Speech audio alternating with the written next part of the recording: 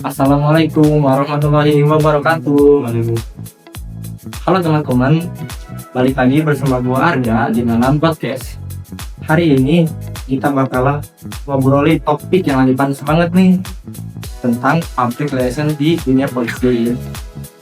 Kita sering lihat kan dimana top politik bisa kelihatan baik banget di media, atau sebaliknya tiba-tiba jadi sorotan negatif. Nah, itu semua kan gak lepas dari namanya strategi PR. Dan hari ini gue kasih William udah hadir bareng gue seorang pengamat politik, yaitu Mas Ji. Halo Mas Ji. Halo, selamat. Oke nih Mas Ji, kita mulai dari yang dasar dulu kali ya. Boleh. Nah, menurut Mas Ji, PR itu sebenarnya apa sih dalam konteks politik? Kayak ini menurut kacamata gue ya, PR itu dalam konteks politik itu adalah gimana caranya kita memandang seorang tokoh politik atau tokoh pemerintah gitu yang akan mengelola komunikasi dengan masyarakatnya gitu loh. Kayak mereka tuh membangun bukan soal pencitraan aja gitu, membangun komunikasi sekaligus mereka tuh menyampaikan kebijakan-kebijakan yang membangun kepercayaan masyarakat juga, itu tuh lewat PR. Kalau menurut gua nih Mas, ada. Terus kalau dibandingkan sama PR di perusahaan, bedanya itu paling kerasa di mana sih? Kalau sama perusahaan ini konteksnya kita udah membahas perusahaan ya. Sejauh gua belajar mata kuliah tentang PR di teknik industri juga ada nih PR. Kalau PR di ranah perusahaan itu dia terfokuskan bagaimana cara membranding sebuah produk yang akan dihasilkan dari sebuah perusahaanku. Misal perusahaanku memproduksi beras, nah gimana sih caranya gue memperkenalkan brand beras gue ini ke mata masyarakat nih yang akan mengonsumsi. Sedangkan kalau di dunia politik, kalau PR itu tuh lebih menyangkut kayak kepercayaan publik gitu loh. Bahwasanya gue nih mau mencalonkan diri, misal nih gue mau mencalonkan diri menjadi seorang tokoh politik atau tokoh pemerintah, gue tuh punya kebijakan. Contoh, gue bakal membangun kota Serang yang akan seperti ini. Nah, gue itu membangun komunikasi sebelum lewat door to door. Gue pasti gue lewat PR dulu buat nge-branding diri gue. Menurut Anda, apakah seberapa besar sih PR yang mempengaruhi masyarakat dengan tokoh politik? Oke, menurut kacamata gue agak besar banget ya. Hampir 80% itu PR tuh mempengaruhi cara masyarakat menilai tokoh politik gitu loh. Kayak contohnya tuh kayak seorang masyarakat itu kan biasanya belum tahu nih bakal calonnya itu siapa, misalnya dulu ya calonnya gitu kan. Kayak ini Harga nih dari desa A. Cuma kan orang-orang belum tentu mengenal siapa gitu kan, ini ada orang baru gitu ya kan. Nah, dengan adanya PR, lu tuh bakal in frame gitu loh, masuk ke dalam sebuah frame yang menyajikan gua nih Harga, gua nih bakal calon politik di daerah A dengan kebijakan gini, gua bakal bawa kebijakan di daerah atau di desa gua nih kayak gini. Nah, itu lewat PR. Makanya itu besar banget sih PR. Jadi ini bisa dibilang cinta itu kadang dibentuk kan muncul secara alami. Gue bisa bilang kalau soal citra itu ada dua bagian. Ada yang benar dibentuk, ada juga yang emang natural. Tapi di politik itu hampir semua citra itu dikonstruksi atau dikelola. Contoh nih, ini gue pernah belajar banget di eksternal. Gue ngajuin eksternal 4. Ketika gue mau menjabat menjadi seorang pemimpin, mereka itu selalu ngajarin gue kayak begini loh cara jalannya orang politik. Oh gini loh gestur tubuhnya saat kita berbicara berbicara ke audiens ke tokoh masyarakat. Begini loh kita cara gestur kita untuk berbicara ke kelompok masyarakat menengah atas itu beda-beda tuh enggak. Jadi sebenarnya apa ya? Kalau soal citra atau gestur tubuh itu bisa dari kita natural, tapi kalau di politik itu hampir semuanya citra itu tuh dikelola lagi, tuh dibuat lagi lah gitu. Sedemikian rupa biar gimana sih kita tuh meyakinkan masyarakat intinya gitu. Menarik banget nih ya Mas. Ya, berarti PR ini memang punya peran besar ya dalam itu besar yang lebih bisa. Nah Bang, biar gak cuma ngomongin teori, gimana kalau kita coba bahas contoh nyata yang lagi rame nih. Boleh. kan kita lihat kalau kasus bencana di Sumatera kemarin, Waduh. Ya. banyak kritik tuh soal narasi pemerintah yang nggak sesuai realita. Dari spektakel politik, pastinya ini bisa melihat ini sebagai kesalahan komunikasi biasa atau ada kepentingan politik tertentu di balik. Oke. Ini udah agak sensitif ya. Oke. Sebetulnya kalau gua jawab nih menurut kacamata gua nih selama gua mengamati politik di Indonesia beberapa pekan ini ya, terutama di kasus bencana Sumatera ya, itu tuh bisa dua-duanya bro. Bisa dua-duanya emang kesalahan miskomunikasi, tapi di sisi lain juga ada kepentingan politik. Nah tapi di sisi lain dalam politik, narasi itu sering dijaga gitu untuk melindungi citra pemerintah supaya gak kelihatan gagal atau kayak kasarnya gue nih mau ngebikin citra bahwasannya emang ada bencana, tapi gue bikin bencana ini seolah-olah kelihatan baik-baik aja biar di mata domestik itu atau di mata dunia, oh Indonesia tuh emang ketika menghadapi masalah atau bencana seperti ini tuh Indonesia tuh siap gitu loh, gagal. Tapi di sisi lain pun ada kepentingan politik gitu. Nah jadi sikap kamu sih praktik seperti ini di dalam politik khususnya di negara berkembang? Mungkin gue bilang ya ini enggak dari kacamata gue udah rahasia umum ya, udah rahasia umum terutama di negara berkembang gitu ya, di negara Indonesia atau Republik Indonesia ini, karena stabilitas politik tuh sering dianggap sama masyarakat itu tuh penting gitu loh. Jadi komunikasi kadang lebih diarahkan kepada menjaga persepsi publik gitu. Jadi kayak gue tahu Indonesia ini lagi nggak baik-baik aja, tapi gue nih nggak mau bikin masyarakat atau di mata masyarakat ini pun panik gitu loh, daripada aduh ini sensitif ya soalnya ini kalau ada instansi yang merasa tersindir. Jadi kayak kelihatannya instansi pemerintah sekarang tuh seolah-olah bekerja dengan baik di dalam kepanikan atau kewaspadaan masyarakat yang mengalami bencana. Makanya orang-orang pernah gue tanya itu di Sumatera, kebetulan gue banyaknya saudara Sumatera, dan gue juga salah satu orang yang ikut menjadi bantuan juga ke Sumatera. Mereka tuh kesel sama narasi yang dibuat sama publik gitu loh. Bosannya kayak contoh nih Aceh tuh baik-baik aja gitu. Sebenarnya Aceh tuh nggak baik-baik aja loh gitu. Cuma kan ya gimana lagi gitu kan, karena yang satu sisi dua-duanya sama-sama penting nih, menjaga citra juga penting, tapi di sisi lain juga masyarakat perlu adanya gebrakan gimana sih caranya ngangkat isu itu kayak gitu. Menarik banget ya Mas ini. Berarti dalam situasi krisis seperti ini, narasi yang dibangun itu nggak selalu sekadar informasi, tapi itu berkaitan dengan kepentingan yang lebih luas. Betul banget.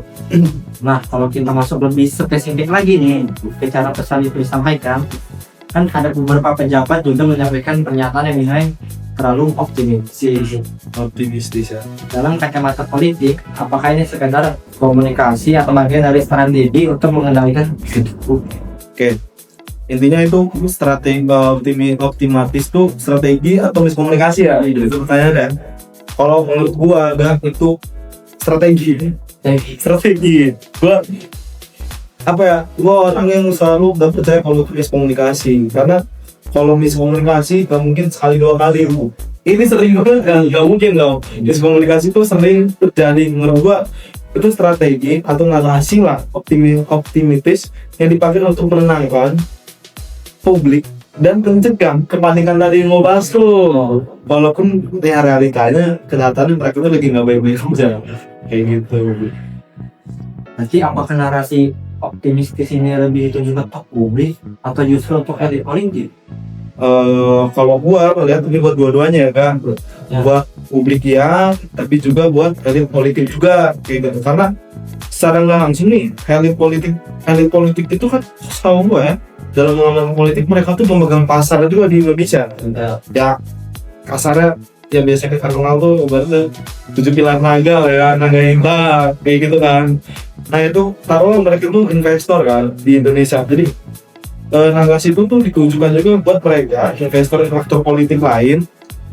Tapi mereka tuh bersifatnya netral aja loh gitu, buat menjaga kepercayaan publik. Jadi mereka ini masih bergantung sama pemerintah, tapi mereka ini juga mau terlalu kelihatan agresif nih buat mendorong pemerintah. Karena ketika agresif dan ketika tahu bahwasannya maaf ya ini bahwasannya dalam dibalik ini semua adalah politik, mereka juga yang maju, investor juga yang maju gitu. Kan cukup menarik nih gimana penolakan bantuan dari luar. Betul, iya. Kalau dilihat dari perspektif politik, apakah ini lebih ke soal kedaulatan atau kepihakan kita nih baginya? Kalau gue bisa lihat 50-50 ya, yang 50% itu emang bener ada pencitraan, tapi ada juga di sisi lain kepentingan kedaulatan sih. Ini gue nggak bisa ngomong lebih banyak nih, ada sensitif nih di sini. Oke, kalau gitu apakah keputusan ini bisa dibaca sebagai upaya menjaga wibawa negara di Republik Indonesia? Oke, ini juga lumayan sensitif ya. Menurut gua, kalau gua mandangnya sebagai seorang masyarakat biasa, itu oke, itu menjaga wibawa. Karena apa ya? Pemerintah tuh di masyarakat seringkali pengen dilihat kalau pemerintahan kita tuh kuat dan mandiri gitu. Tapi kalau dari mata soal politik, menurut gua kegagalan gitu. Kegagalan. Harusnya kita tuh gak usah berpura-pura kuat kayak gitu. Kalau emang kita perlu bantu atau bantuan dari negara lain, ya udah kita terima. Karena negara sendiri pun belum tentu bisa mengurus banyak korban bencana alam itu ya. Gue tariknya dari bencana alam itu tadi. Atau ini justru menunjukkan adanya miskalkulasi dari politik dalam mengejar situasi krisis? Kalau miskalkulasi itu pasti selalu ada, karena kondisi di lapangan itu kan pasti selalu berubah kayak gitu. Tapi kita nggak bisa 100% bergantung sama kalkulasi yang udah ada di hitungan kertas kita. Misal gua beli beras 30 kilo, kan kenyataannya beras tuh di warung nggak ada 30 kilo, itu mau gimana? Masa mau gua nggak jadi beli beras? Kalau nggak jadi beli beras, usaha gua nggak jalan gitu. Jadi kayak gua tuh selalu menekankan kalau emang ada yang miskalkulasi, kayak sebelum kita mengajukan perencanaan, ya gua tuh selalu dari dulu dalam literatur organisasi selalu minta plan A, plan B, plan C, bahkan plan D gitu. Gimana sih kalau di situasi di lapangan kita ada itu berubah-ubah? Apalagi soal bencana itu banyak banget kan situasinya, entah itu jalan ditutup, akses nggak bisa dan lain-lain. Harusnya kan ya gue nggak mungkin lah pemerintah tuh nggak punya plan A dan B gitu. Tapi herannya seringkali mereka tuh narasikan ini tuh miskalkulasi. Kalau menurut gue cukup lucu sih kalau kata gue kalau seorang pemerintah mengatakan itu miskalkulasi gitu. Oke nih, kalau kita tarik lebih dalam ya, jadi menurut pastinya apakah ini murni kegagalan PR krisis atau justru bagian dari strategi politik yang disengaja? Kalau menurut pandangan gue ya, kadang itu tuh justru strategi yang diambil dengan resiko tertentu, udah. Tapi kalau nggak sesuai dengan kita, ujungnya tuh bisa terlihat sebagai kegagalan PR gitu. Jadi kayak kalau gue ambil kasarnya kalau di dunia bisnis ya, kalau gue ambil gue menang tender gitu. Tapi kalau gue nggak ambil, tapi ketika gue ambil dan gue gagal, gue mati di mata publik, gue gagal gitu. Kayak gitu loh. Jadi itu resikonya lumayan gede juga. Terus menurut Mas ini, apakah strategi masih relevan di tengah masyarakat yang semakin krisis? Menurut gue udah nggak efektif. Relevan tuh masih, cuma udah nggak efektif aja nih. Sekarang tuh publik itu lebih cepat meminta akses informasi yang sangat cepat gitu. Jadi narasi yang terlalu dibentuk gampang dipertanyakan atau dibongkar. Jadi kayak orang biar tuh ini menurut gua orang yang bergerak atau bekerja di bidang PR sekarang tuh lagi di ujung mata pisau ya. Karena ketika mereka membuat narasi, mereka itu sekarang udah lebih hati-hati sama masyarakat, karena masyarakat itu sekarang udah gak berbongkar lah, udah gak boleh tahu dia. Karena akses informasi sekarang tuh bener-bener cepat kayak gitu. Makanya di satu sisi orang-orang dia itu sekarang harus mengangkat sebuah isu itu harus berdasarkan fakta yang benar-benar konkret gitu loh, di lapangan harus sering baca kayak gitu. Oke nih, kalau kita lebih lihat lebih luas tadi Mas Ji, sebenarnya dampak PR politik ini ke demokrasi itu seperti apa sih? Apakah dengan PR yang semakin canggih, demokrasi jadi lebih sehat atau malah sebaliknya? Dua sisi. Kalau PR digunakan dengan baik, PR tuh bisa bantu komunikasi jadi jelas, terus transparan nih antara masyarakat dengan tokoh pemerintah misalnya. Tapi kalau dipakai untuk manipulasi citra kayak gitu, terus banyak lah, kita udah jadi rahasia umum lah ya, mungkin teman-teman yang nonton juga pasti ngerti lah ya. Kebanyakan PR tuh di pemerintah tuh kadang manipulasi citra, terus kayak pembohongan publik. Nah itu tuh secara nggak langsung sebenarnya bakal membunuh si tokoh pemerintah itu sendiri atau instansi pemerintah itu sendiri, karena kan demokrasi yang kita punya tuh jadi data betul loh. Jadi masyarakat itu udah nggak percaya gitu. Jadi kayak kasus contohnya kayak ini yang baru banget, wah kelek banget ya, gue sering banget kelek 19 juta lapangan pekerjaan. Nah itu sebenarnya manipulasi citra kalau menurut gue, karena pada kenyataannya per tahun ini aja itu masih ada 4.000-an kalau nggak salah, nggak nyampe jutaan. Jadi itu kalau nggak salah orang dikoreksi ya. Jadi kayak gue liatnya kalau lo yang nggak bisa janji buat ngomongin janji itu, mending lo nggak usah ngomong dari awal, karena masyarakat akhirnya kena tipu lagi kayak gitu. Nggak kesel masyarakat lagi jadi nggak percaya gitu. Itu sebenarnya PR banget kan gitu, yang nggak bawa ke arah sono itu. Nah, menurut Mas Ji, jadi untuk kedepannya politik ini bakal jadi seperti apa sih? Wah, apalagi dengan adanya AI dan algoritma media sosial. Oke. Apakah nanti citra politik akan semakin dibentuk secara digital? Oke, itu yang gue bilang tadi di pertanyaan sebelumnya. Yang jelas dengan adanya AI dan algoritma, PR tuh jadi lebih canggih. Orang-orang makin pinter, orang-orang nggak bisa dibodohin. Ya, Anda bilang berdiri di pemerintahan, sekarang ya masa sih kamu bodohin masyarakat? Masyarakat sekarang udah punya AI, udah bisa auto result segala macam, data lebih presisi kayak gitu. Ya, gua harap dengan adanya perkembangan ini nih, orang-orang PR, ya lu mungkin kedepannya bisa jadi kerja di PR juga kan ya? Lu bisa ngemak fakta-fakta yang ada di Indonesia ya. Lu bongkar tuh satu-satu. Cuma lu ya siap apa banyak aja kayak gitu, menghadapi tantangan ya kan. Oke nih, ada nggak sih tips dari Mas Ji nih buat penengkar supaya nggak gampang kemakan isu paradigma kita? Oke. Pertama, yang jelas lu jangan gampang percaya sama satu sumber. Misalkan sumber A bilang ini, lu cek lagi tuh, lu cek lagi di sumber-sumber berita sampai lu bener-bener bandingin dari, misalkan kalau gue ya, kalau cara gue nih, gue dapet misalkan berita dari Kompas, gue cek tuh di Detik.com, gue cek lagi di website yang lain, sampai gue ngebandingin itu satu berita itu bisa 5 platform, 5 platform gue bandingin, bener tervalid. Karena gue sendiri sebagai pengamat politik, kalau gue gampang ngomongin isu yang gak jelas ya citra gue juga jadi rusak kan, kayak gitu. Terus yang kedua, coba lu belajar bedain opini sama fakta gitu loh. Itu tuh opini sama fakta itu kadang tuh orang bergesekan lah. Ketika kita ngebahas opini tapi faktanya begini, mereka harus menerima. Dan yang paling penting ini menurut gua, kita tuh harus punya mindset skeptis secara sehat aja, bukan langsung ke narasi yang terlalu sempurna. Karena narasi terlalu sempurna itu dibuat-buat oleh orang yang tidak bertanggung jawab biasanya. Nggak suka, gua dari dulu selama menjadi pengamat politik gua nggak suka informasi yang terlalu buat-buat atau dimanis-maniskan.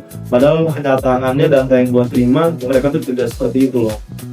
Itu yang bikin gua jujur kecewa sama negara berkembang kayak gitu. Wah, menarik banget Mas Ji.